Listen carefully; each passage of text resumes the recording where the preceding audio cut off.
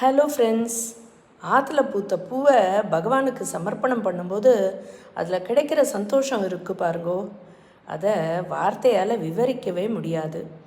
இன்றைக்கி அப்படி என்னென்ன பூவெல்லாம் இருக்குதுன்னு பார்க்கலாமா? இப்படி ஒரு விதமான ஐஸ்வர்யம்னு இந்த செம்பருத்திக்கு சொல்கிறா. ரொம்ப அழகான குட்டி செம்பருத்தி. அடுத்தது ரெகுலர் செம்பருத்தி.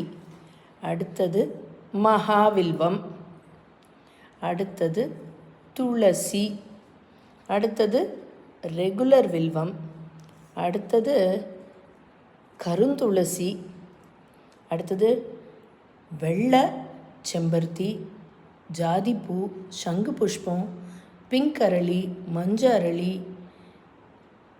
பிங்க் செம்பருத்தி, ஒத்த செம்பருத்தி, ஒரே ஒரு பவழ மல்லிகை கூட பூத்துது, அலமண்டா, அப்புறம் இந்த பியூட்டிஃபுல் கலர் செம்பருத்தி, அப்புறம் எல்லோ கலர் செம்பருத்தி. இதை நல்லா கடிச்சுடுத்து அணில் அடுத்தது இது ஒரு வெரைட்டி செம்பருத்தி, பியூட்டிஃபுல் கலர்.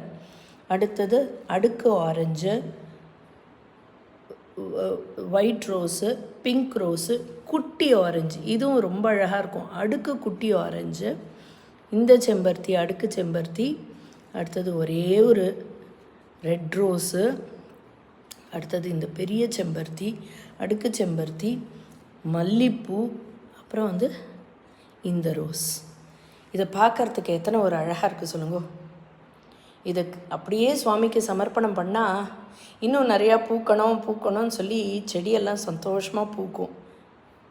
ராதே கிருஷ்ணா.